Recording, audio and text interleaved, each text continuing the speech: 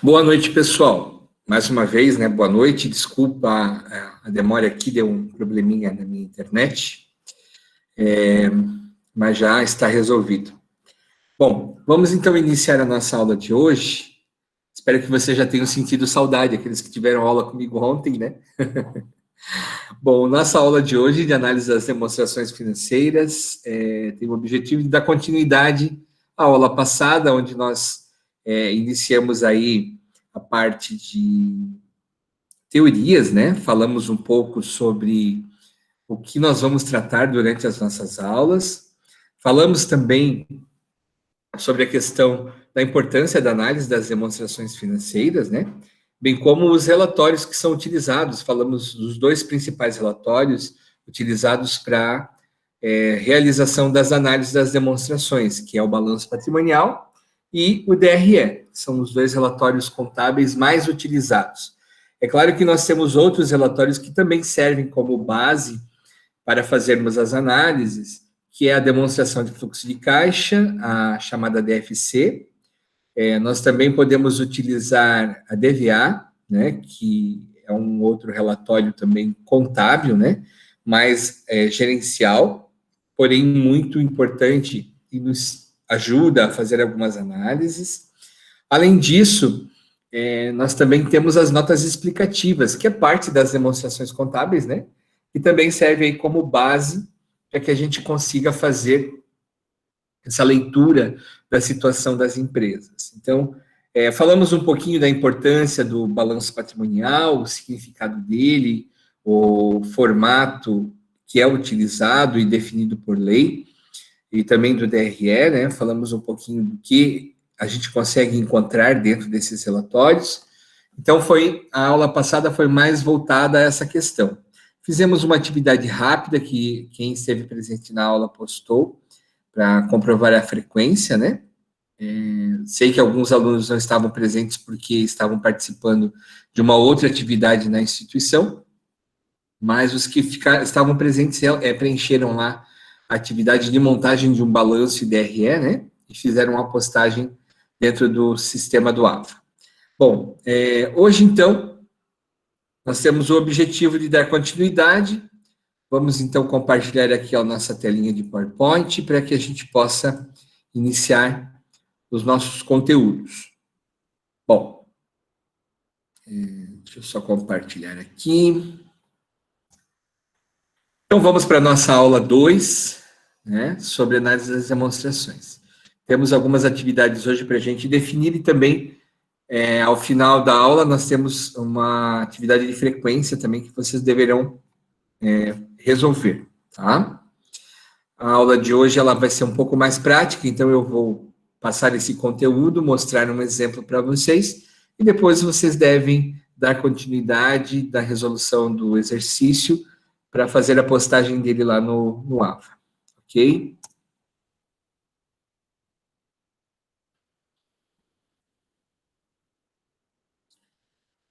Vamos lá. Vamos começar com um conceito das análises das demonstrações financeiras, apesar de a gente já ter comentado um pouco sobre a importância, sobre a utilização, mas vamos concretizar aqui através do slide com uma definição do Padovese e do Benedito, que são dois autores aí da área contábil, da área de contabilidade gerencial, e eles definem na sua publicação que pode-se definir a análise das demonstrações financeiras como a aplicação do raciocínio analítico dedutivo sobre os valores dos elementos patrimoniais e suas interrelações, expressas nas demonstrações contábeis de uma entidade com a finalidade de conseguir uma avaliação econômico-financeira da situação e do andamento de suas operações. Então, vejam que eu selecionei essa definição porque ela casa bem com a minha forma de pensar sobre a análise das demonstrações. A análise das demonstrações, na verdade, ela não é algo que a gente possa dizer assim, que ela estanque, ou ainda que ela é padronizada e idêntica para todos que fazem análise.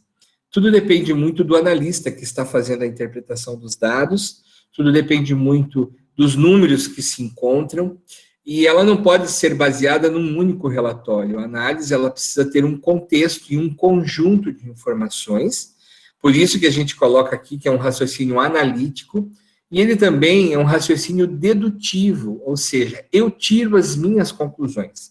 Eu não consigo ter a mesma opinião sobre uma análise das demonstrações com uma segunda pessoa, uma terceira pessoa que for fazer a análise. Então, essa análise das demonstrações, ela é muito relativa e ela é muito pessoal. Então, não é nada tão concreto como o que a gente está acostumado dentro da contabilidade, né? Então, por isso que a análise das demonstrações, ela é considerada uma atividade, digamos assim, gerencial, é uma atividade realmente de analista que agrega ao número e aos dados que foram extraídos das demonstrações o conhecimento que esse analista tem também em relação ao negócio, em relação ao mercado, em relação à tendência das empresas que estão sendo analisadas, né? Tudo isso se leva em consideração para com as informações extraídas do relatório contábil, se fazer uma análise econômico e financeira. Por que econômico? Quando eu falo de econômico, eu falo de resultado, eu falo de lucro, prejuízo, eu falo daquilo que a empresa agregou de riqueza para o seu patrimônio dentro de um determinado período.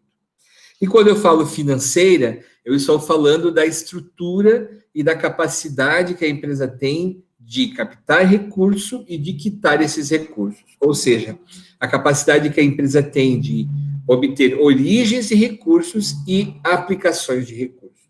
Por isso que a gente coloca econômico-financeira. Então, nós vamos aprender no decorrer das nossas aulas que, através dessas análises, a gente consegue chegar a algumas conclusões da capacidade que a empresa tem de pagar as suas dívidas, do endividamento que a empresa possui em determinado período, da capacidade que a empresa tem de gerar riqueza para ela mesma e gerar riqueza para os seus acionistas, né? A capacidade que ela tem de gerar bons resultados e ainda trazer benefícios para a sociedade, dentro da economia de forma geral. Então, tudo isso a gente consegue ler fazendo uma análise das demonstrações financeiras, né?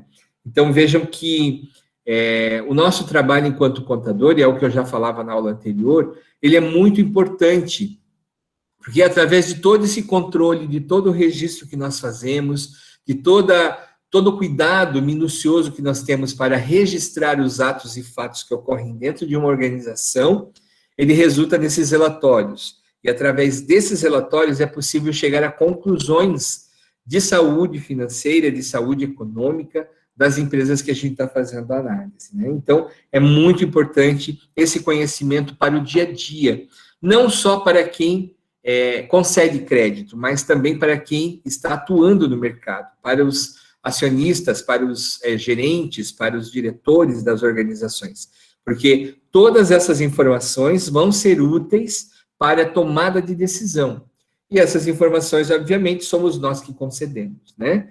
Então, sintam-se valorizados nesse momento pela profissão que nós temos, porque através do nosso trabalho e das informações que nós transmitimos, é que as empresas podem ou não ter sucesso, né?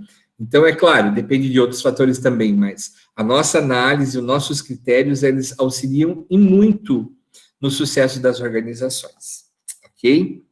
Bom, então o objetivo das análises. Para os usuários externos, a análise permite mostrar qual a situação econômico-financeira da empresa e se é vantajoso investir nela ou não, ou ainda, se é vantajoso conceder crédito, se é seguro conceder crédito, se é possível, eu como fornecedor de produtos, fornecer uma carga maior a longo prazo, se eu, como instituição financeira, posso me sentir confortável em conceder crédito sabendo que essa organização vai honrar com o seu compromisso, vai pagar as suas parcelas e essa concessão de crédito realizada, né? Então, esses usuários externos, eles se valem desses dados para ter segurança na hora de conceder determinado limite de crédito, informação, ou ainda confiar, né, na empresa que está tendo essa relação. E o governo também, obviamente, né? Ele faz uma certa análise também econômica da empresa para saber se, primeiro, se a empresa está recolhendo os tributos que deve recolher, porque, obviamente, o objetivo do governo é ter certeza desses recursos, mas também muito dessa informação, dessa relação, auxilia numa análise econômica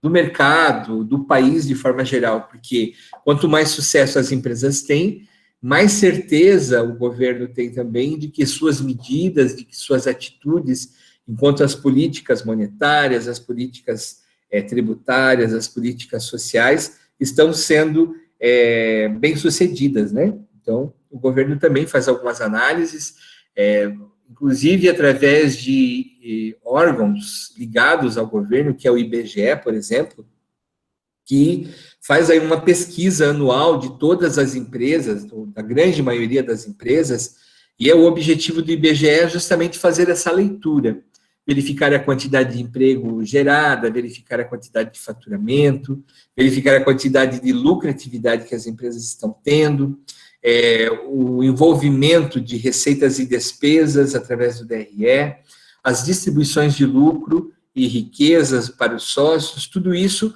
através do questionário lá da pesquisa do IBGE, que é uma pesquisa anual, né? E é uma pesquisa que é estipulada por lei, inclusive, né? Tem um amparo legal para ser realizada. Essa pesquisa, ela gera aí informações para auxiliar o governo e auxiliar os órgãos atrelados ao governo da saúde das instituições e das organizações, né? Então, os usuários externos se valem de todos esses dados. E para os usuários internos são aqueles que estão dentro das organizações e que fazem a gerência de todos os dados que acontecem dentro da empresa, e bem como dos empregados e assim por diante. Então, para os usuários internos, a análise se torna mais gerencial e é utilizada não só para observar se a empresa está rentável, mas ela também é muito útil para rever os procedimentos que não estão indo muito bem e o que precisa ser mudado para gerar mais rentabilidade para a empresa. Então, através da análise econômico-financeira, análise das demonstrações, é possível nós fazermos uma leitura do que está indo bem na organização e do que não está indo bem, do que pode ser melhorado, quais os pontos críticos que precisam ser analisados, estudados e modificados para que garanta-se uma rentabilidade para a organização, né? Então, é bem importante que os gestores tenham em mãos esses dados para as suas tomadas de decisão, principalmente quando se trata aí de DRE, de lucratividade, de gastos, despesas, custos, né? Essas informações todas, elas são obtidas através da análise das demonstrações, né? Então, por isso, para os usuários internos também é de suma importância esse conhecimento que nós, contadores, podemos passar para eles. Dentro das análises, nós temos alguns métodos que são utilizados, né? Esses métodos, eles são métodos já testados, métodos consagrados, que já estão em muitas publicações, muitas teorias que são desenvolvidas aí por estudiosos da área de análise econômico-financeira, da área contábil, né? Da área econômica. Então, esses métodos são métodos já que foram desenvolvidos há muitos anos atrás e que, ao longo dos tempos, eles vão se modificando, vão se aperfeiçoando, mas dentro da sua essência eles não mudam, né?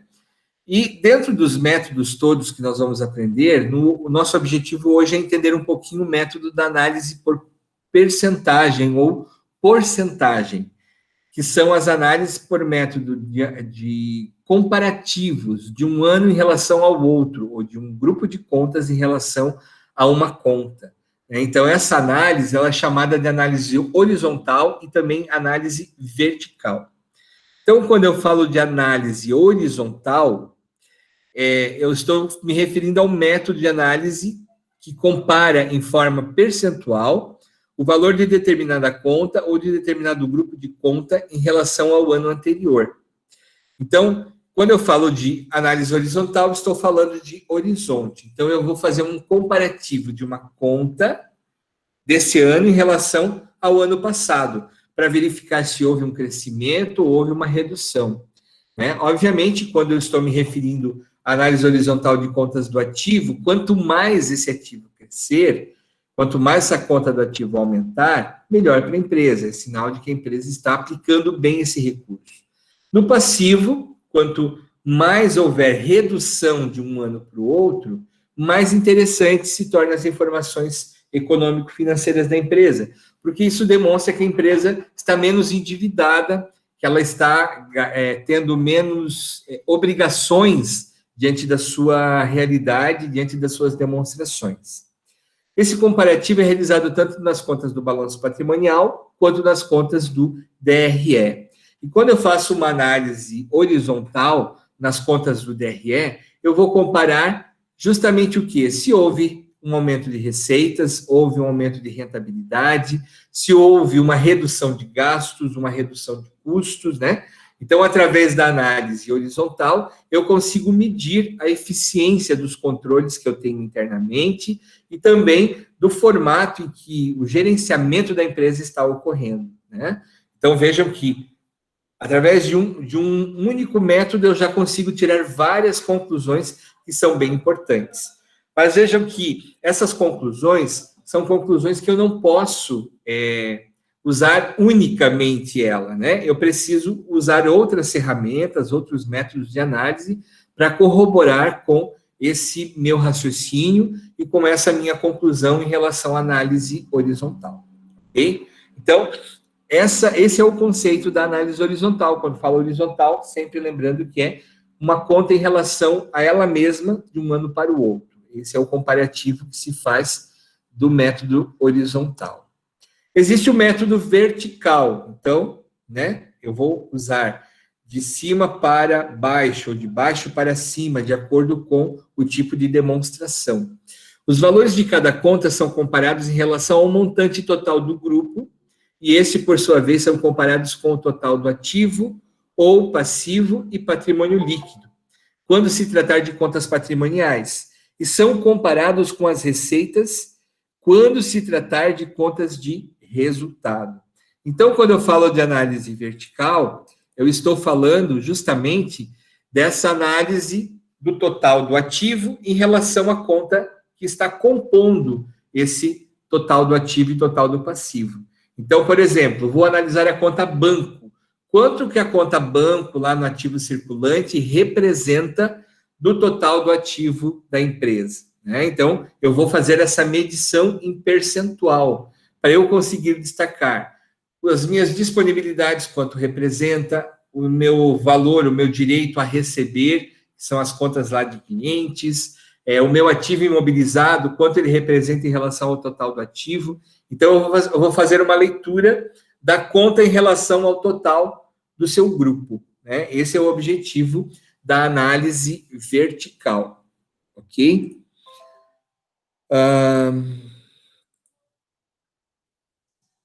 Aqui nós temos algumas fórmulas, né?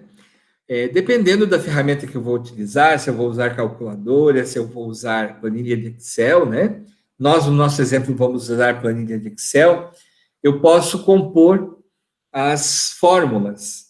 Então, para eu fazer a análise horizontal, então, AH, análise horizontal, eu vou pegar o valor da conta contábil do ano recente e vou dividir pelo ano anterior. Então, o ano recente dividido pelo ano anterior vezes 100, eu vou chegar a um valor de percentual, ou de crescimento ou de redução. Se eu fizer isso na calculadora, diminuindo de 100, eu vou ter a variação absoluta da conta de um ano para o outro, ou seja, se ela cresceu ou se ela diminuiu do ano atual em relação ao ano anterior. Se eu for usar fórmulas de Excel, eu posso simplificar aqui essa fórmula usando as ferramentas do Excel, né? Então, eu posso diminuir de 1, usar vezes 100%, menos 1, e eu vou chegar também ao número de variação absoluta. Alguns estudiosos, alguns livros publicados, né, alguns autores, quando falam de análise horizontal, e na hora de demonstrar, eles colocam a variação incluindo 100%. Então, por exemplo, a conta aumentou, era R$ 1.000 no ano, aumentou para 1.100. Então, eles colocam que a conta aumentou 101%, ou seja, ela aumentou 1% a mais em relação ao ano anterior. Mas na hora de demonstrar, eles acabam demonstrando como 101%, né? Então, para uma conclusão, eu desprezo os 100 e fico com 1%, que é o crescimento real dessa conta. Mas algumas publicações demonstram dessa maneira, com o percentual absoluto de variação, né? Então, depois no Excel eu vou mostrar para vocês como é que funciona isso. Existe a análise vertical do BP, que é do balanço patrimonial. Então, aqui, análise vertical. Então, eu vou sempre levar em consideração o total do ativo ou do passivo. Eu vou pegar o elemento patrimonial do ativo ou do passivo e dividir pelo seu total. E vou multiplicar por 100. E daí eu vou saber qual é o percentual que aquele elemento patrimonial, ou seja, que aquela conta patrimonial representa do total do ativo e do passivo. Ok? Já quando eu vou falar de análise vertical do DRE, da demonstração de resultado, eu tenho um método um pouquinho diferente de colocar, porque qual é o número absoluto no balanço patrimonial? O número total. É o total do ativo ou o total do passivo. Já no DRE, o número total que importa para a gente, que é o número que eu vou fazer os comparativos de percentuais, é justamente a receita operacional líquida. Essa receita operacional líquida é o meu faturamento menos os impostos e devoluções, que eu chamo ainda de receita líquida com vendas, né? Essa conta, essa linha que vai ser o meu 100%. E com base nela, eu vou, então, dividir as contas de resultado, contas de despesas, de custos, né? Para chegar aos percentuais que esses custos e despesas representam do montante total, que é a minha receita líquida com vendas ou receita operacional líquida. Ok? Vai ficar mais claro também no Excel quando eu demonstrar para vocês, mas essa aqui é a fórmula que nós vamos utilizar. Bom, além disso, é importante também, para que eu tenha uma facilidade maior na hora de fazer a montagem das minhas análises, eu posso me valer de uma padronização das demonstrações. Porque existem balanços patrimoniais que têm uma série de contas, né, desmembradas lá no seu ativo circulante, no seu ativo não circulante, justamente para definir esses valores de forma bem específica, bem minuciosa, né? Mas para análise das demonstrações, eu não preciso me preocupar com tantas minúcias do relatório contábil. Então, para facilitar a nossa análise, nós podemos agrupar algumas contas dentro de uma padronização. E ainda, eu posso fazer algumas críticas a algumas contas, né? Transferindo elas de determinados grupos, para que eu tenha digamos assim, uma informação mais precisa na hora de fazer a minha análise. E, além de uma informação mais precisa, uma informação mais coerente e uma informação de mais fácil interpretação, né? Então, esse é o objetivo da padronização das demonstrações. Cada analista de relatório pode montar a padronização da forma que achar melhor. Lembrando que, quando ele monta essa padronização, ele deve ter consciência e deve ter conhecimento do que ele agregou, do que ele segregou de contas, né, dentro de determinada linha, para que ele não fique perdido na hora de fazer os seus comentários de análises realizadas, ok? A padronização visa simplificar o número de contas apresentadas nas demonstrações financeiras, que eu já comentei, tornar as demonstrações mais acessíveis a comparações com empresas do mesmo ramo de atividade. Então, se eu comparo empresas do ramo têxtil, digamos, e eu tenho uma padronização, eu consigo chegar a uma conclusão mais próxima quando eu comparo uma empresa em relação a outra, né? Porque eu utilizo uma padronização. Como eu falei, cada empresa tem um método de demonstrar os seus dados dentro do seu relatório contábil, né? Então, quando eu padronizo isso, fica mais fácil para eu comparar uma empresa com a outra, no caso de comparativos de evoluções de empresas de ramo de atividade, do mesmo ramo, né? E ainda, a padronização, ela visa adequar as demonstrações aos objetivos da análise e melhorar a precisão nas classificações de contas. Então, esse é o motivo pelo qual a gente geralmente monta uma padronização e não utiliza o relatório que é apresentado lá pela empresa ou publicado pela empresa como relatório de demonstração contábil.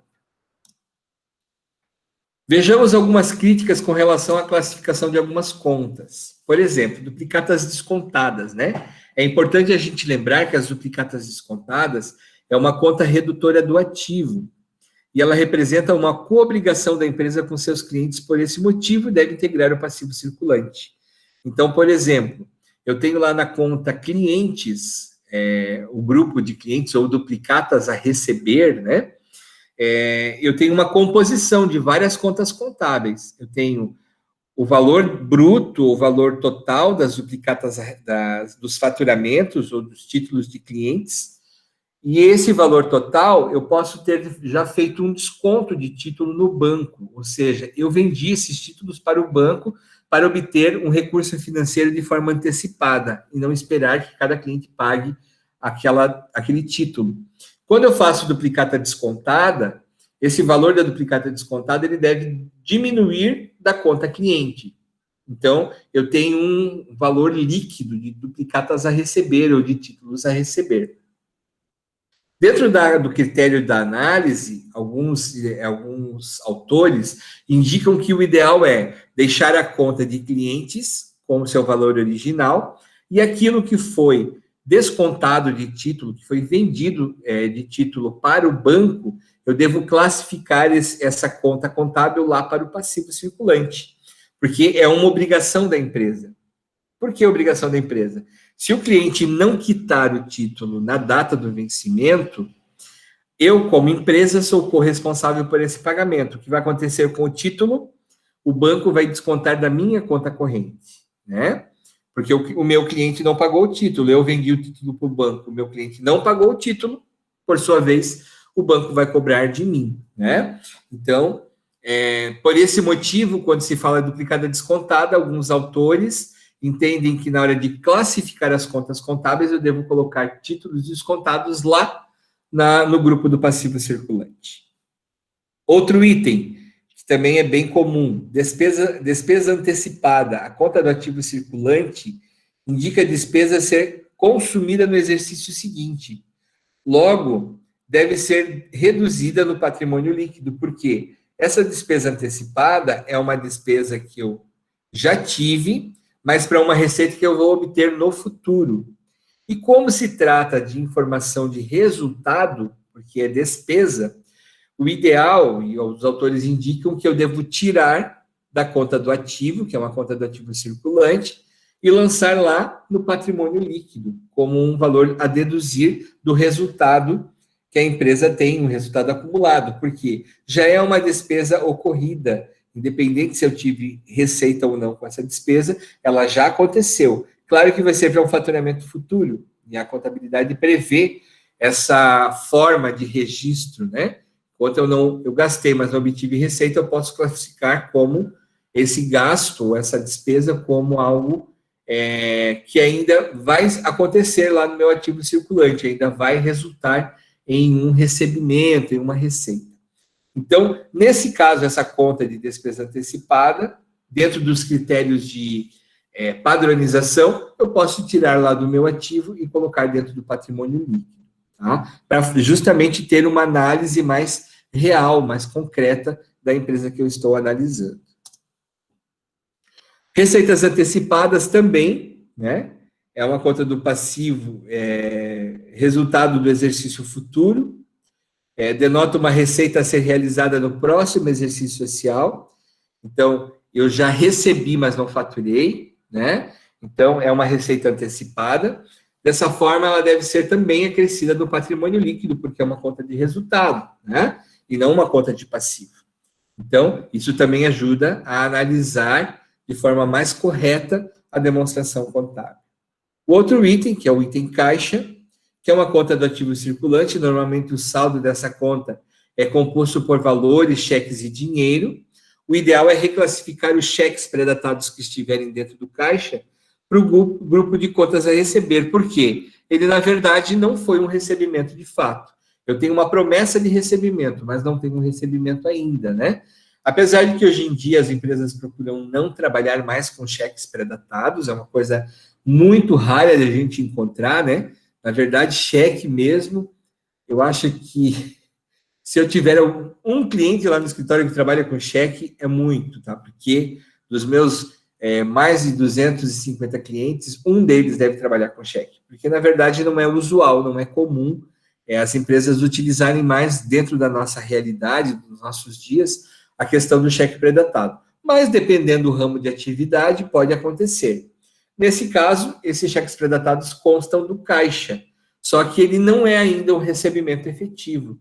Então, como ele não é um recebimento, não é um dinheiro, ele deve estar lá dentro dos direitos, ou seja, na conta, no grupo de contas, né, de valores a receber de clientes, ok? Então, essas são algumas explicações da importância da padronização das demonstrações contábeis. Nós temos aqui um modelo de padronização. Ele está um pouquinho pequeno aqui, mas eu mandei lá no AVA para vocês essa planilha de Excel, né? Ele já padroniza os valores das contas do ativo e do passivo e já ordena, né? Por ano, essas contas, eu já consigo fazer as somatórias para eu poder fazer a minha análise vertical e a minha análise horizontal, né? Eu já consigo, através desse relatório de padronização, obter as informações de análise vertical e horizontal, ok? Então, esse é o balanço patrimonial padronizado. Nós temos aqui o DRE padronizado também. O DRE, na verdade, eu chamo de padronizado porque aqui eu tenho um modelo um pouco mais sintético, né? Mas, geralmente, os DREs que são publicados, que são apresentados pelas organizações, eles já são um pouco mais sintéticos mesmo, né? Mas aqui eu tenho um modelo que pode facilitar também o nosso preenchimento para fazer a análise vertical e horizontal. E nós vamos usar como base as demonstrações contábeis da Tupi S.A., do ano de 2017 e 2018. Então, esses relatórios são relatórios de 2018, dentro da padronização do padrão das publicações das empresas SAs, quando publicam um jornal de maior circulação, eles devem demonstrar as informações de 2 anos de atividade, ou seja, como vocês veem aqui, 2017 e 2018, ele deve compor aí as contas de ativo e passivo, DRE. Se for uma empresa SA de capital aberto, né, ou ainda de capital fechado, o ideal é que ela faça também as demonstrações das demais demonstrações contábeis, que é a DFC, a DVA, a DMPL ou DMPA, e ainda a DVA, né? Então, são relatórios que são obrigatórios, notas explicativas também. Então, geralmente, as empresas de grande porte, elas, que são SA, né? Elas fazem as suas publicações em jornal de maior circulação, apesar de que hoje em dia jornal impresso são raros, né? Hoje em dia os jornais são todos virtuais, mas existe aí a modificação na medida, através da medida provisória que estipula que as empresas podem se valer de publicações virtuais, né? Hoje em dia. E também, nos sites das empresas, elas podem colocar aí esses relatórios para as pessoas interessadas poderem fazer suas consultas, né? Então, eu obtive aqui no relatório da Tupi, no próprio site da Tupi. Então, essa é uma empresa que nós vamos usar como modelo para fazermos as nossas análises. E eu coloquei aqui a demonstração do ativo, do passivo, na próxima slide. Passivo circulante, não circulante, patrimônio líquido, e ainda o DRE. Ok? Então, o DRE aqui, se vocês forem ver, também não está muito aberto, né? Ele é mais sintético também. Então, não é muito diferente do que a gente colocou lá na nossa padronização. Um detalhe bem importante, se vocês forem ver as demonstrações contábeis das organizações, das SAs principalmente, vocês vão observar que lá no relatório vai aparecer controladora e consolidado. Então, a controladora, que também é uma das regras de publicação, né, é justamente a matriz, é aquela que controla as demais filiais, as demais empresas que fazem parte do grupo, né? Então, essa controladora, digamos, é a empresa mãe. O consolidado reúne todas as filiais, todas as empresas vinculadas, né, à controladora, somam todas as demonstrações e colocam dentro do consolidado, é do grupo econômico aqui, né? E a controladora é somente demonstrações contábeis da empresa principal. Por isso, nas análises, a gente faz uma análise do conglomerado, a gente faz uma análise de todo o contexto, de toda a empresa, não só da controladora, ok? Então, essas duas primeiras colunas que aparecem na publicação, a gente vai sempre descartar. O que vai interessar para a gente é o consolidado, ok? E observe que tem o consolidado no passivo e no ativo também, ó. Controlador e consolidado, controlador e consolidado, controlador e consolidado. Aqui existe os números de notas explicativas. Então, a nota explicativa, ela tem o objetivo de referenciar ou de explicar alguns números que estão demonstrados no relatório contábil, né? Então, aqui eu tenho a referência dessas notas explicativas e aonde eu consigo encontrar a informação referente a essa conta, né? Então, é como se fosse um sumário aqui, para eu poder entender aonde que eu consigo localizar. Digamos aqui na nossa explicativa número 20, eu consigo localizar os dados pertinentes à conta de receitas, né? Então, eu vou ter uma explicação lá sobre as receitas da empresa. Outro detalhe bem interessante também, tá? Que vale a pena falar para vocês, porque muitos alunos ficam em dúvida. Quando a demonstração contábil ela é publicada, geralmente a empresa não mostra a receita bruta com vendas, nem as deduções com vendas, que são os impostos, as devoluções ou vendas canceladas. Isso acaba não aparecendo no DRE. Por quê? São contas que não interessam para o público externo, para o público interno. O que interessa para quem faz análise mesmo é a receita líquida com vendas, é aquilo que fica para a empresa depois de pagar os impostos, certo? Então, vocês raramente vão encontrar um DRE publicado com uma receita bruta com vendas e com deduções, mencionando cada imposto, CMS, PIS, COFINS, ISS e assim por diante. Vocês não vão encontrar isso não, tá? Geralmente vai aparecer como primeira linha a receita líquida com vendas, que no nosso caso aqui está estipulado como receitas, certo? Geralmente lá, nas notas explicativas, as empresas lá, por exemplo, nesse caso, no 20, né, nota explicativa número 20, a empresa pode vir a demonstrar o que tem antes dessa receita. Então, ela pode mostrar lá a questão da receita bruta com vendas, os impostos atrelados a todas as vendas, se teve venda cancelada ou não, né, devolução, e ficar com uma igualdade, uma linha final da receita líquida de vendas, ou receita operacional líquida, que é o que aparece aqui na demonstração contábil, ok? Bom, aqui então eu tenho as referências.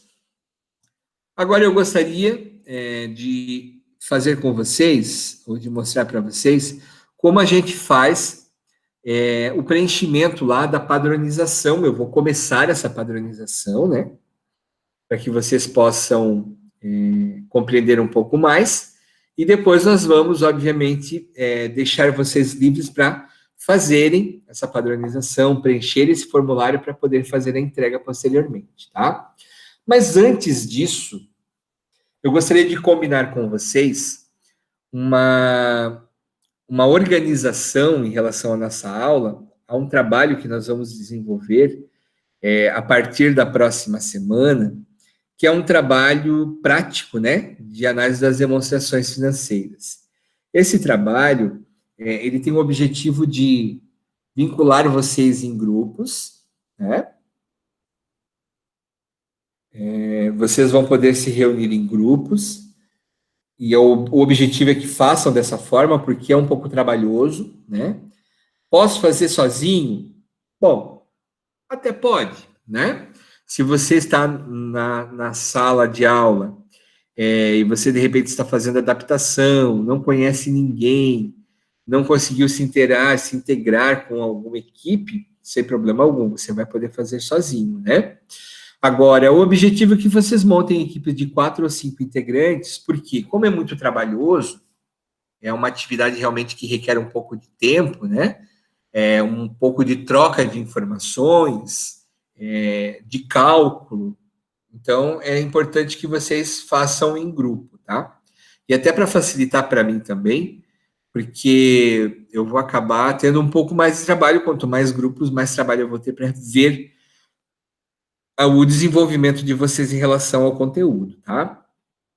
Bom, do que eu estou me referindo? Então, vamos demonstrar aqui para vocês também, vou compartilhar aqui, depois eu vou disponibilizar esse resumo, né, do que vai ser o trabalho que vocês vão desenvolver. Então, vejam aqui, nós temos o trabalho de análise das demonstrações financeiras. Esse trabalho, então, ele vai poder ser desenvolvido em equipes de 4 ou 5 integrantes. Como eu falei para vocês, fica a critério de vocês optarem, escolherem. Ah, mas aí a gente não consegue se reunir, porque não estamos na faculdade. Ok. Só que vocês podem se valer, né, de videoconferência pelo WhatsApp, pela internet, pelo Meet, né, que é o que a gente usa aqui nas nossas aulas, vários outros aplicativos que vocês vão poder se entrosar e trocar ideias virtualmente para poder desenvolver o trabalho, né?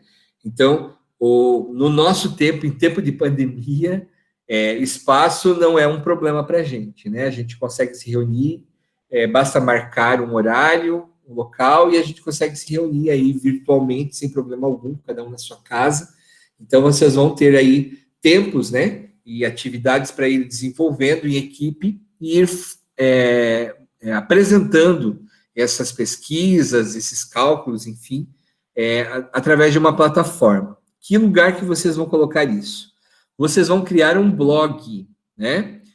O blog é parecido com uma página da internet, só que o blog ele é algo para você publicar, algo mais pessoal, né? Que você publica aí informações, que você publica fotos, vídeos, enfim. É muito usado hoje em dia pelas pessoas mais populares, os influencers. Eles gostam muito de usar o blog para poder divulgar, ajuda a divulgar marca, faz propaganda, enfim. Mas o nosso objetivo do blog é um blog de estudos. Então, é bem importante, e depois eu vou colocar os critérios para vocês, o que vocês devem colocar na descrição desse blog, mas de qualquer forma vocês vão mencionar que é um blog que tem o objetivo de compartilhar estudos, pontos de vistas e análises de uma empresa de capital aberto que tenha publicação de balanço, né? Para que vocês consigam demonstrar através do blog as ferramentas que são utilizadas e que são possíveis para se fazer uma análise de demonstração financeira. Então, esse vai ser o objetivo do blog e a justificativa de vocês em relação ao blog. Vocês vão falar um pouquinho de vocês nesse blog, podem colocar fotinho de cada um de vocês, os integrantes, podem falar a atividade profissional que vocês desenvolvem, né? A visão de vocês em relação ao curso de ciências contábeis, em relação à profissão. Então, vocês vão poder incrementar esse blog, deixar ele bem bonito, colocar imagens, colocar fotos de vocês, enfim, vocês vão poder incrementar ele da forma que achar mais interessante. E vão definir um nome para a equipe, né? E para o blog, obviamente, porque o blog tem que ter um nome. Então, vocês vão criar um nome para esse blog. Depois, vocês vão escolher uma empresa para servir de base para essas análises, tá? A análise que nós vamos aprender um pouquinho agora, hoje em dia, análise vertical e horizontal. Na próxima aula, nós vamos entender a fazer a interpretação dessa análise horizontal e vertical. Hoje só vamos fazer os cálculos. As análises de índices econômicos financeiros, que faz parte do nosso conteúdo programático. Análise de indicadores auxiliares, né? Que a gente pode ter das empresas com base nas demonstrações financeiras. Então, vocês vão Ao longo das nossas aulas, ao longo das semanas, vocês vão fazendo cálculos, vão usando como base uma empresa e vocês vão publicando lá nesse blog essas informações. E eu, obviamente, vou avaliá-los pelas publicações que vocês forem realizando ao longo do semestre. Então, esse blog, ele deve ser bem atualizado, ele deve ser constantemente atualizado, deve ser constantemente revisado, né? Porque o blog, ele é uma atividade, é um item que tem que mostrar vivência, tem que estar vivo, na verdade. É um instrumento que tem que estar vivo, tem que estar sempre fazendo. Não pode postar só lá quando eu defino a atividade para vocês. Vocês devem estar, de vez em quando, vinculando alguma coisa no blog. E essa questão da escolha da empresa, eu vou deixar a critério de vocês. Eu gostaria que vocês não repetissem as empresas, mas eu sei que às vezes fica complicado conseguir, mas nós temos inúmeras empresas no nosso país, né? Então é possível a gente fazer sem repetir o tipo de empresa. Então, na próxima aula, eu gostaria que vocês trouxessem o nome das empresas que vocês escolheram, né? E o nome do blog que vocês vão constituir, para que a gente possa ir catalogando isso. Claro que vocês vão conseguir de empresas SA, vocês não vão conseguir de empresas de capital fechado, de empresas limitadas, porque, obviamente, é difícil as empresas demonstrarem ou deixarem publicado, e até porque vocês vão publicar no blog, então vai ser algo aberto ao público, né? E fica, às vezes, chato você colocar informação sigilosa, informação de uma empresa limitada, tá? Quarto item, utilizar o blog como uma forma de divulgar os conhecimentos da equipe quanto ao conteúdo estudado, e diante disso, a cada aula, a equipe deverá fazer postagens sobre o que aprendeu, colocando em prática o conhecimento em relação à empresa base de seu estudo. Então, é isso que eu já tinha comentado anteriormente. Vocês vão atualizando constantemente aí o blog de vocês. E, obviamente, vocês vão ser avaliados por essas atualizações, pelas postagens e pela qualidade das postagens, a assertividade das postagens realizadas, tá? Ao final do semestre, vocês devem conseguir ao menos 100 visualizações no blog de vocês.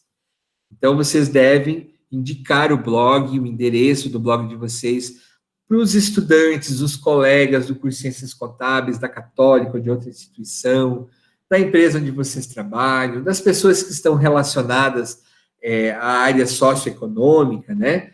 Para os parentes, enfim. Vocês devem divulgar para que haja aí o registro das pessoas que entram lá no blog e deixam comentários, né? Deixam um oi, deixam um parabéns, deixam enfim.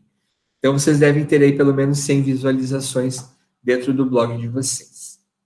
Esse trabalho, então, vai ser parte integrante das 3 notas durante o semestre. Então, além das atividades que nós vamos ter lá no AVA, né, que eu vou passar para vocês, algumas avaliações individuais, vai ter aqui esse trabalho que vai compor a nota de vocês, as 3 notas, né? A cada postagem de nota, de média, vocês vão estar tendo uma parte aí do que for avaliado no blog de vocês. Eu deixei aqui embaixo 3 sugestões de sites, né? Que é possível você criar um blog de forma gratuita. Então, não precisa gastar com nada disso, não precisa gastar dinheiro, comprar franquia, comprar espaço, comprar domínio, enfim, nada disso. Vocês vão poder criar o blog partindo de uma empresa. Tem o WordPress, que é bem conhecido, o Blogger também é bem conhecido, o Wix também, alguns alunos meus já usaram o Wix para criar blog. Então, vocês vão poder pesquisar, se quiserem usar algum outro provedor, alguma outra empresa, né, que permite a criação de blog, vocês podem fazer sem problema algum, fica a critério de vocês. Eu sugeri 3 aqui para que vocês tenham um ponto de partida, ok? Bom, então, para a próxima aula, eu vou pedir para que vocês me atualizem, né, de quem são as equipes e do nome, e daí a gente vai definir aí alguns itens iniciais para vocês postarem lá no blog que vocês vão criar. Se alguém já quiser ir criando, né, fica a critério de vocês. De repente sobrou um tempinho, algumas equipes de repente conseguem aí se reunir no final de determinada aula, durante a semana. Se já quiserem trocar uma ideia hoje, podem trocar uma ideia hoje, né, entre vocês, para criarem aí essa equipe verificarem um nome e já criarem um blog. Dentro do blog, vocês vão poder colocar, como eu falei, né, informações aí de os dados de vocês, conhecimento que vocês têm, onde vocês trabalham, né, e tal. O nome da equipe, a Giovana está perguntando aqui, eu vou querer para a próxima terça-feira, tá? Então, vocês têm esse período da aula de hoje, até semana que vem, eu vou precisar que vocês tenham o nome. Quem já tiver e já quiser passar para mim, tá? Pode mandar por e-mail, né? Essa informação, para que eu já deixe alinhado aqui, já deixe anotado no meu controle, sabendo qual é a equipe, o nome que vocês escolheram para o blog de vocês, eu já vou deixar anotadinho aqui dentro do meu controle, tá?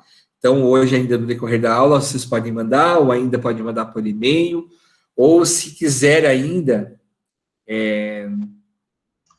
fazer no Word. Pode fazer com 6 pessoas? Pode Obrigada. fazer, tá bom? Já sem está problema. definido o PAC?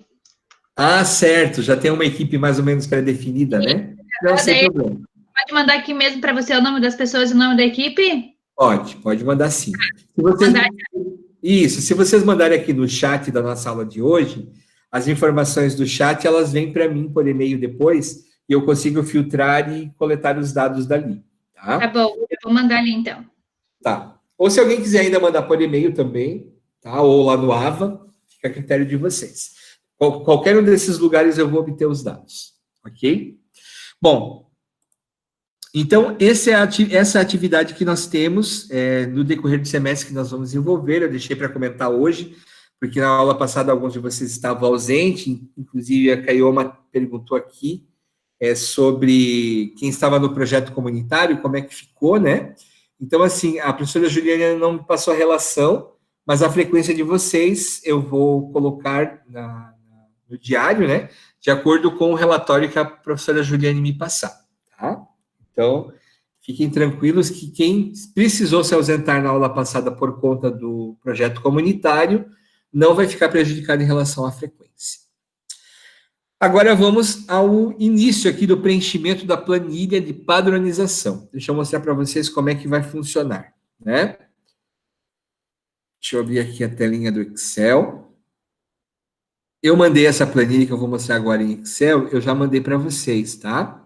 Mandei também o balanço da Tupi de 2018, né, com o ano de 2017, tá?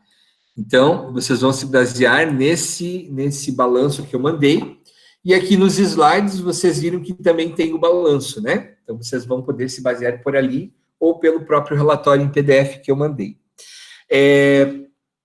O objetivo aqui dessa padronização, deixa eu ir para a aba do balanço patrimonial, como eu falei já anteriormente, é sempre vincular. Às vezes a empresa tem um balanço patrimonial com uma ramificação de contas bastante extensa, né? Então, o objetivo é a gente segregar um pouco essas contas para que a gente tenha um padrão para análise. Então, o que acontece? As contas que tiverem o nome aqui na minha planilha de padronização e também estiverem aqui na demonstração contábil, eu vou simplesmente repetir o número, o valor, né, da conta. E as contas que, de repente, estiverem aqui, não estiverem dentro dessa minha padronização, eu vou somar e colocar tudo em outras contas. Então, esse é o primeiro passo dentro da padronização. Eu vou mostrar do ativo circulante para vocês como funciona. Então, vejam lá. O ano, eu posso colocar da forma que está aqui, ó, no consolidado, né? 2018, 2017. Então, eu posso colocar 2018 primeiro e depois 2017, sem problema algum. Facilita até a forma na hora de copiar as informações do balanço, né? Balanço publicado. Então, vou colocar ali o nome da empresa, nesse caso aqui é a Tupi S.A., em maiúsculo, Tupi S.A. E daí eu vou ver aqui, ó, disponibilidades. O que são as contas de disponibilidade? No balanço pode aparecer da forma que está aqui, ó, caixa e equivalente de caixa. Então, caixa equivalente de caixa são as minhas disponibilidades. Caixa, então, são todos os recursos que estão, obviamente, dentro do caixa, e equivalente de caixa são os bancos, né? Então, essa conta é a mesma conta que a gente está acostumado a ver didaticamente, né? Chamada de disponibilidades. As disponibilidades também são compostas por caixa, bancos, né? Que a gente possui dentro da empresa. Então, em 2018, disponibilidades, dentro aqui do ativo, da Tupi, apresentava um saldo de 733. Ok? Veja que aqui não tem zero, né? Eu posso deixar sem os zeros, depois da vírgula. Se houver zeros e eu quiser deixar na minha padronização arredondado, eu posso arredondar também, sem problema algum. 2017, caixa equivalente de caixa na Tupi, 865,368. Conta clientes. Conta clientes, em alguns casos, aparece como duplicatas a receber, ou contas a receber, ou clientes. No nosso caso da Tupi aqui, ó, nós temos a conta do contas a receber, que é a mesma coisa que clientes. Então, 2018, 688,495 e 573,093. Estoque. Dentro de estoque, eu tenho vários tipos de estoque, dependendo do ramo de atividade. Pode ser estoque de produto acabado, estoque de produto em elaboração, estoque de matéria-prima, estoque de embalagem. Aqui eu não vou ramificar, eu vou colocar o que tem no estoque conforme o balanço patrimonial. 523, 623. Para 2017, 419, 492. Impostos a recuperar. Aí vem um detalhe bem interessante, né? Algumas empresas no ativo circulante colocam da forma que está aqui, ó. Imposto de renda e contribuição social a recuperar. Demais tributos a recuperar. Ô, Então, prof, veja... Oi? a gente não tá pulando ferramentais ali? Não entendi. Junto com o estoque? Os ferramentais, verdade. Bem lembrado. Obrigado pela observação. Os ferramentais são geralmente aquelas... são moldes, né? Pode ser moldes. Geralmente as empresas que utilizam moldes de ferramentaria, aqueles moldes de aço, moldes para injeção de plástico, de EPS, ou ainda no caso da Tupi, que provavelmente são os moldes lá que eles fazem o processo de moldagem da areia, né? Para poder fazer a fundição, montar aquelas caixas, né? Que são os moldes que eles fazem aí a matriz para fundição, podem ser considerados também como itens de estoque. Então, nesse caso aqui da Tupi, a gente pode somar esses ferramentais junto com o estoque aqui, ó. Tá? Então, nós vamos colocar um igual e podemos colocar aqui. O Excel nos facilita também fazer já a somatória. Ferramentais em 2018, 162,455. E em 2017, fazendo a somatória, vamos ter aqui 102 mil de ferramentais. Isso pertence ao estoque da empresa. Né? É um tipo de estoque, mas é estoque. Né? Da mesma forma, os impostos aqui, ó. Imposto de renda e demais tributos a recuperar. Tudo isso são impostos a recuperar. Então, eu posso também somar dentro da padronização, né? Porque representam o mesmo tipo de conta. 534 mais 137,980. Em 2017, 7,943 mais 119,486. Depois, aplicações financeiras. Vamos ver o que eu tenho aqui, ó. Instrumentos financeiros e derivados. Aplicação financeira. Então, aplicação financeira e instrumentos financeiros e derivados representam a aplicação financeira. São tipos de aplicações financeiras, né? Então, aqui, nesse caso, eu posso também somar. 2018 não teve nada, mas 2017 teve um valorzinho aqui de instrumentos financeiros e derivados. Então, nesse caso, 2018, eu vou só repetir os 10.812. Em 2017, eu vou ter 1.077 mais... Aqui está 1.077, mas esse balanço é em milhões de reais, tá, gente? Então, parece pouquinho, mas é que aqui está demonstrado de uma forma resumida. Outras contas. Então, as outras contas vão ser todas as outras contas, as demais contas que eu tenho aqui, que não receberam classificação, que não foram somadas e não foram utilizadas, né? Então, nesse caso, eu posso até fazer aqui uma igualdade, só para eu acompanhar, para ver se a somatória dessas contas todas vão fechar, né, com o meu total do ativo circulante. O total do ativo circulante é 2.350, ó, em 2018. Eu tenho 2.298. Então, vamos ver o que eu não usei. Caixa equivalente de caixa eu usei, instrumentos financeiros também, contas de receber também, estoque também, ferramentais também está no estoque, imposto a recuperar, tal. Só ficou 52.125 de outros títulos. Títulos a receber e outros, né? Então, 52.125.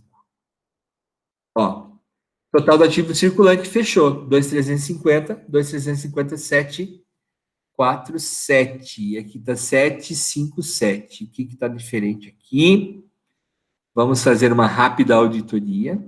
Prof, eu acho que era a soma dos estoques. No meu tinha dado 686,068. Tá, então vamos ver aqui. 523, 623, 162, 445. E eu coloquei 455. Muito bem, muito obrigado. É isso aí mesmo. Ó, fechou exatamente com o que está aqui. E isso tem que acontecer, tá, gente? Tem que fechar o total, né? Com o total que eu tenho aqui na demonstração contábil. Tá? Senão tem alguma coisa errada. Da mesma forma, eu vou ver aqui, ó, 2.132 e aqui que está 2.088. Eu sei que um deles é esse aqui. Vamos ver se tem mais alguma outra conta.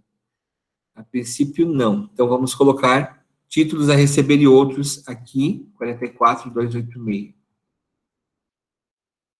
Ó, 2.132.763.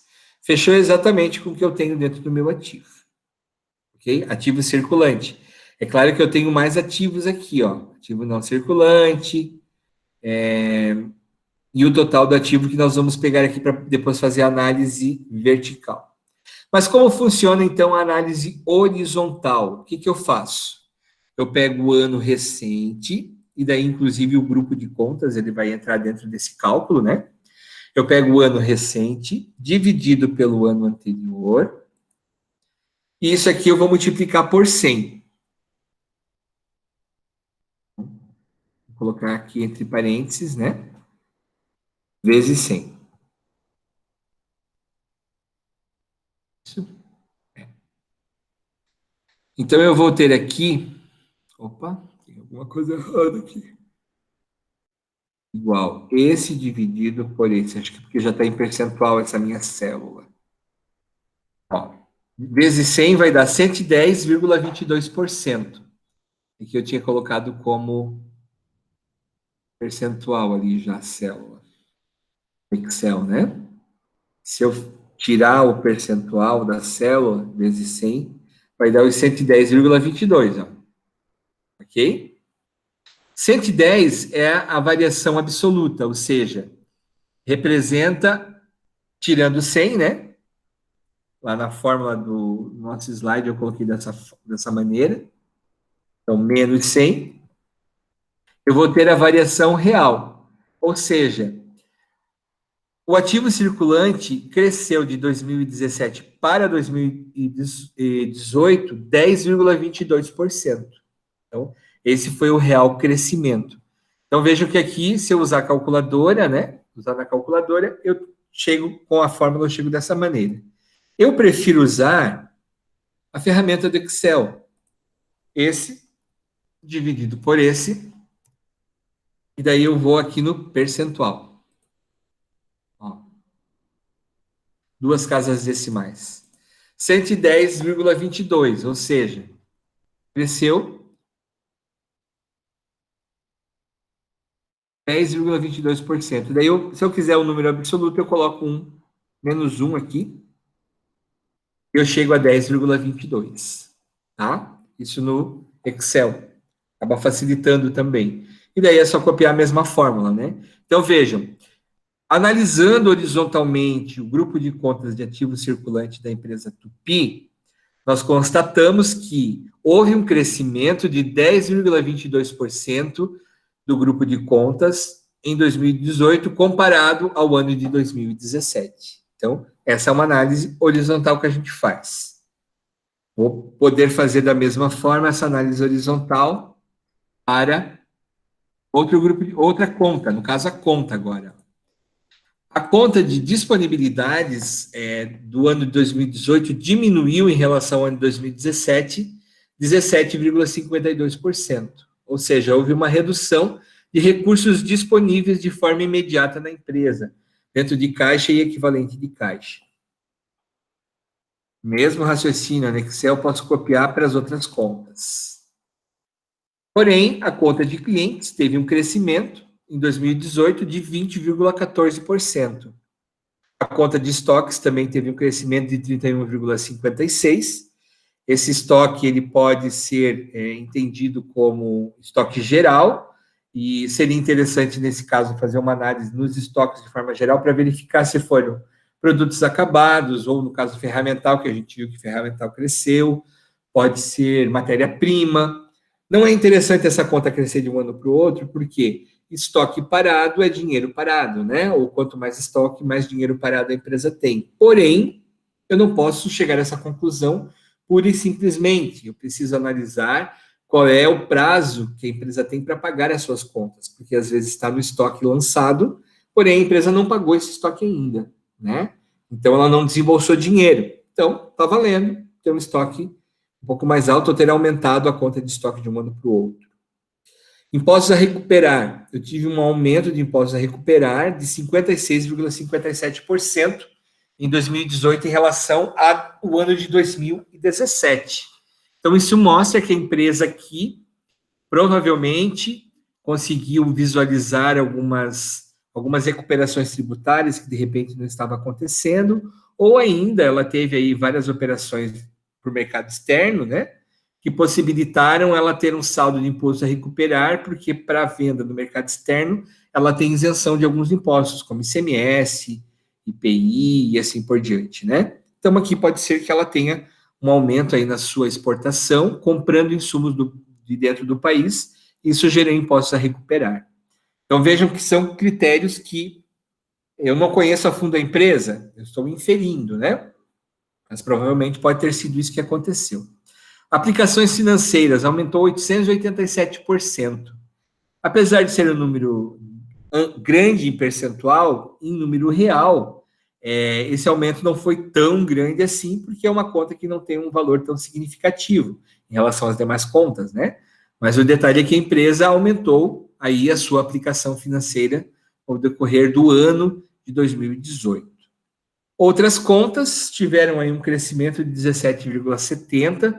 Essas outras contas pode ser adiantamento a clientes, aliás, adiantamento a fornecedores, pode ser adiantamento de salário a funcionários, enfim, pode ser uma infinidade de outras contas que não tem um montante tão significativo dentro da estrutura do ativo circulante, né?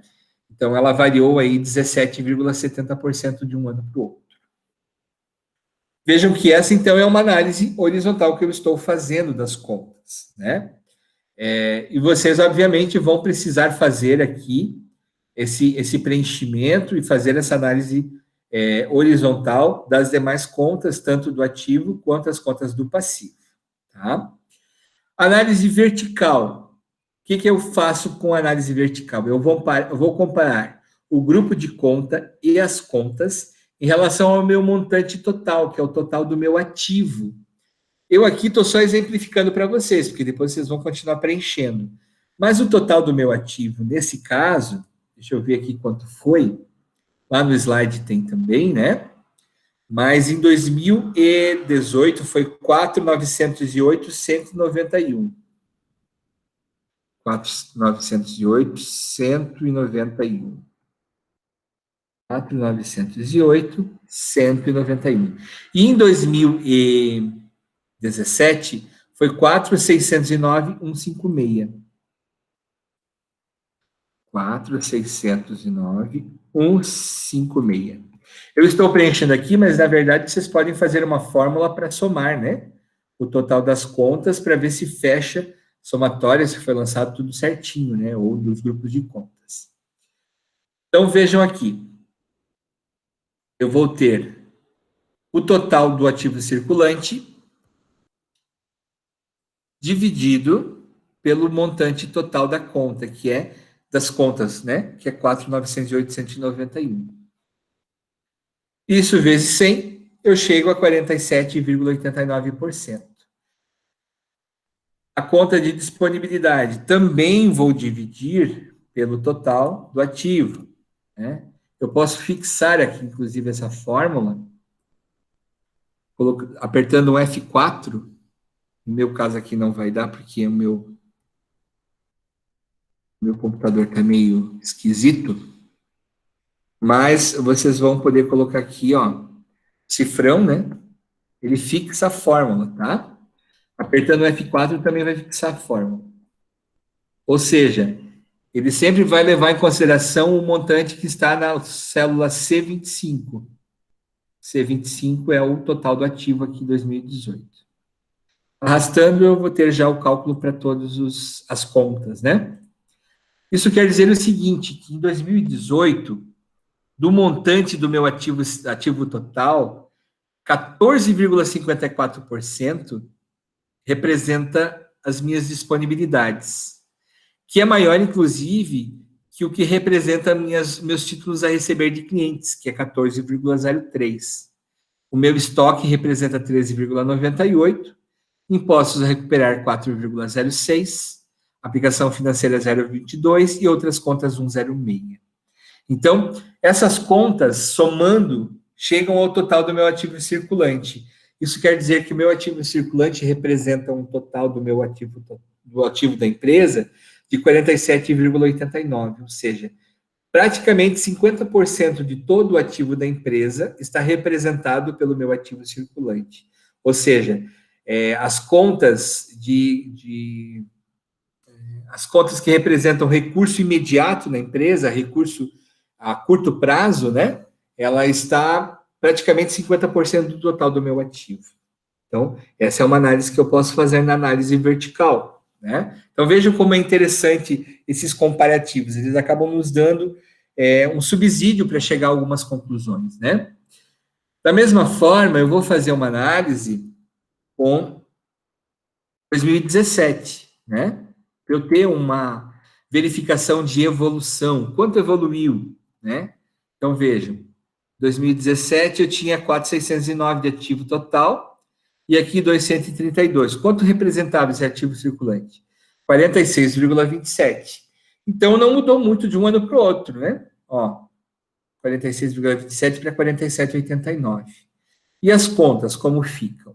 Então, vamos lá. Vamos usar essa mesma fórmula aqui.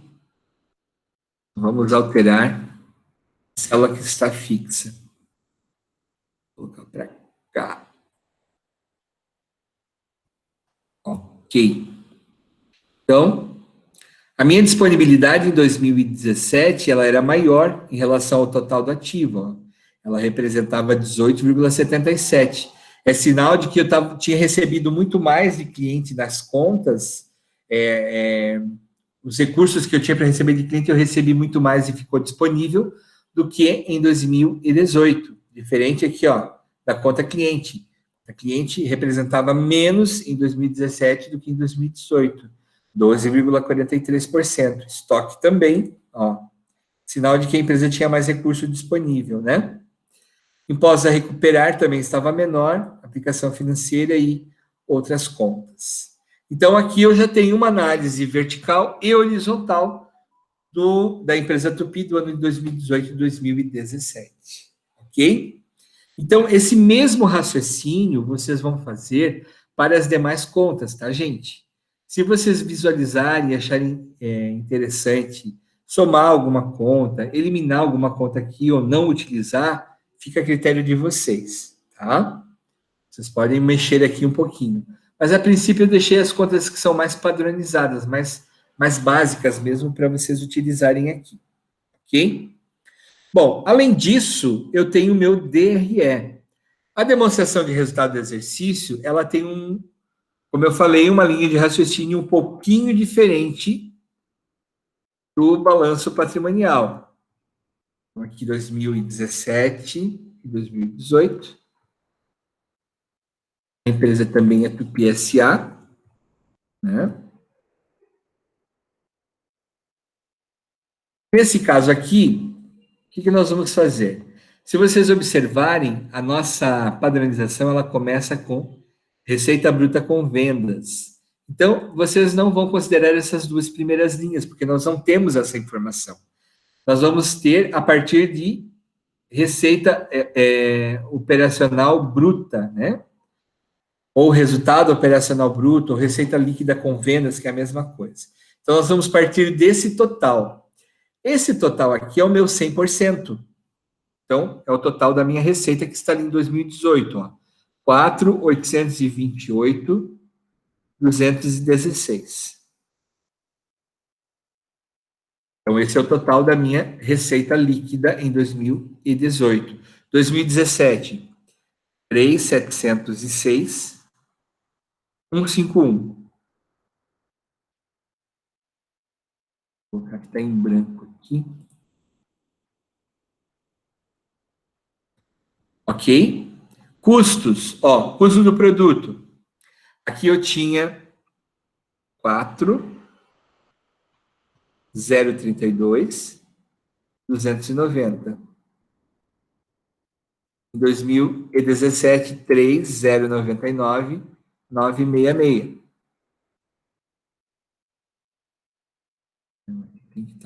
Aí, ó. Então, vou chegar a um lucro bruto. Qual é o lucro bruto? Receita operacional líquida menos os custos. 795.926. Fechou com o que está aqui, ó. Mesma coisa para 2017. 606.185. E agora eu vou verificando o que são despesas comerciais, despesas administrativas, ó, honorários da administração, eu posso somar de repente com despesas administrativas, outras despesas operacionais líquidas, eu posso somar com despesas administrativas também, né? Então, eu vou verificando aqui as contas conforme elas se encaixam aqui dentro do meu DRE.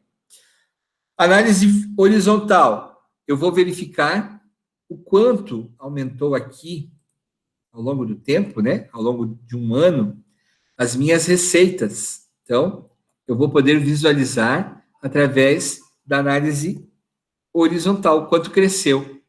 2018 dividido por 2017. Nesse caso, já está em percentual. E eu vou fazer menos 1 para encontrar a variação absoluta. Né?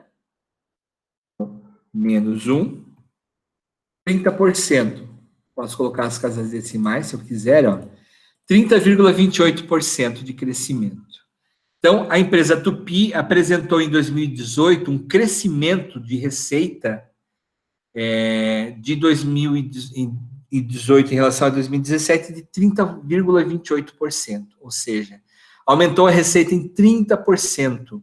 Isso é um aumento bem significativo. Porém, eu preciso analisar o crescimento do custo, se for proporcional a isso também. E, ó, o que aconteceu? Eu tive um aumento de custo dentro da mesma proporção. Então, isso representa o seguinte: a empresa aumentou o seu faturamento, porém o seu custo, ele, a princípio, está bem controlado. Ele acompanha exatamente o mesmo volume de faturamento de um ano para o outro. Né? Preocupante se eu tivesse uma redução de receita e um aumento de custo. Então, dentro de uma análise horizontal, a empresa se mantém aí com os seus custos controlados de forma proporcional à sua receita. Mesmo raciocínio, a gente pode seguir aqui para o lucro bruto. Como é que ficou o lucro bruto? O lucro bruto aumentou um pouquinho, né? De 2018 em relação a 2017, houve um aumento de 31% do meu lucro bruto. Então, não foi um aumento tão significativo, mas o importante é que teve algum aumento, né?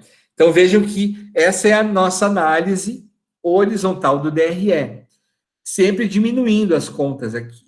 O que acontece na análise vertical? A receita operacional líquida representa o meu 100%. Vou colocar aqui em preto. Na planilha que eu mandei para vocês está assim, está como essas colunas aqui estão com os caracteres em branco, tá? Aí vocês mudem para cor dele, verde, vermelha, preta, enfim, o que vocês quiserem colocar. Então, aqui é o meu 100%. Análise vertical. Eu quero saber o quanto o custo representa do total da minha receita. Então, o que eu faço? Vou dividir 4.032 por 4.828, multiplico por 100. Isso quer dizer que, de toda a minha receita com vendas, 83% está representado pelo custo dos produtos vendidos, o custo da minha operação dentro da empresa, né? Mesma coisa eu vou fazer para o ano 2017. Quanto representava em 2017? Vejam, exatamente os 83%, como a gente já havia constatado aqui, ó.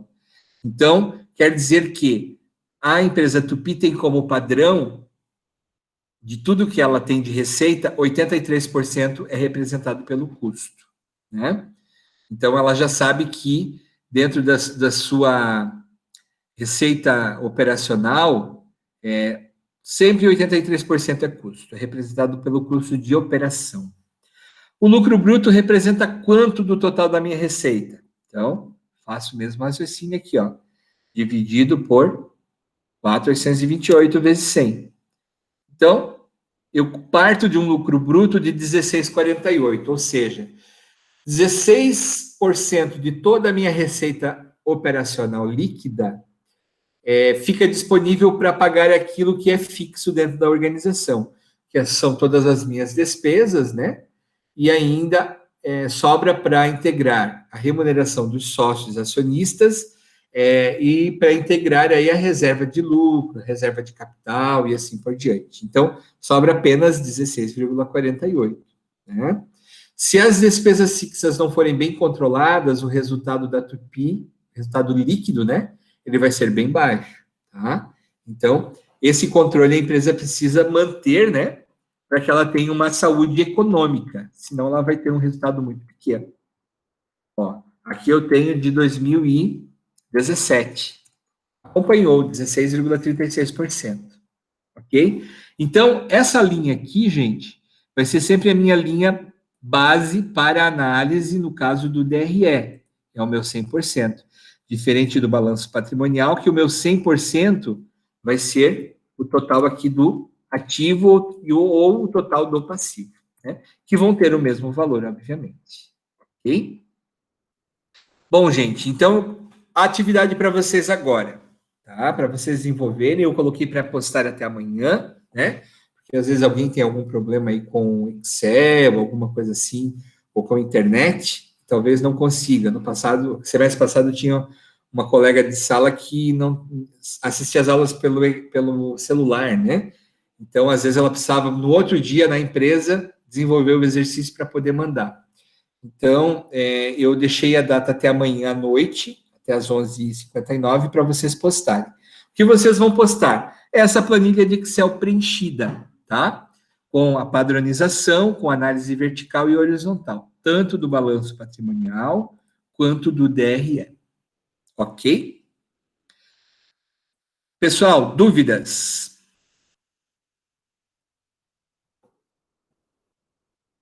Ô, professor, tu quer só que a gente preencha ou quer os comentários também? Não, só o preenchimento. Os comentários, nós vamos fazer juntos na próxima terça-feira. Aí a gente vai redigindo junto, vocês vão percebendo como se faz o parecer, né, da análise horizontal e vertical. Tá? O Matheus está perguntando... Bom, muito obrigada. Nada. O Matheus está perguntando aqui se a areia entra como ferramentais ou algum tipo de estoque com matéria-prima. Assim, ó, o Matheus Marques, né? Matheus Marques. Então, só para esclarecer, a areia, ela entra como um material dentro do estoque, né? Porque ela é considerada como uma ferramenta, né? No caso da Tupi, ela utiliza aquela areia em alguns, digamos, em alguns processos várias vezes. Aquela areia, ela é reutilizada, né? Ela não é usada uma vez só e descartada, né? Mas mesmo que fosse, serviria como estoque de matéria-prima, tá? Mas no caso da Tupi, essa areia, ela é reutilizada por alguns momentos, ela é usada a primeira vez, aí ela digamos assim, desfeita aquela caixaria, e ela é triturada e usada novamente, colocam mais alguns componentes, até esgotar a possibilidade de utilização dessa areia. Então, ela pode ser classificada dentro da empresa como estoque, ou de matéria-prima, ou de ferramental, ou material secundário, né, usado no processo produtivo. Tá? Então, fica dentro de estoque, sim. Ok? Mais alguma pergunta, gente? Ok, então, eu vou deixar vocês trabalharem. Então, não esqueçam de combinarem com os seus colegas aí, que vocês já tenham mais afinidade a questão da equipe, né? Para a gente poder separar aí na próxima aula. Não esqueçam de fazer o exercício. E na próxima aula a gente trabalha aí os pareceres. Professor? Diga, Camila. Eu estava olhando lá no AVA, só tem a planilha, né? Onde que a gente vê as informações para preencher? No AVA eu postei o balanço patrimonial lá tá em PDF, e também no próprio slide ali, no slide em PowerPoint, ela também tem o balanço patrimonial da Tupi completo, né? Entendi. Tá bom, obrigada, eu não tinha encontrado. Então tá. Legal. Ok, então, minha gente. Desejo para vocês, então, uma boa continuação de estudo no restante da nossa aula de hoje. Agradeço a atenção de vocês. Espero, então, reencontrá-los na próxima semana, tá bom? Tudo de bom para vocês. Um beijão. Até a próxima.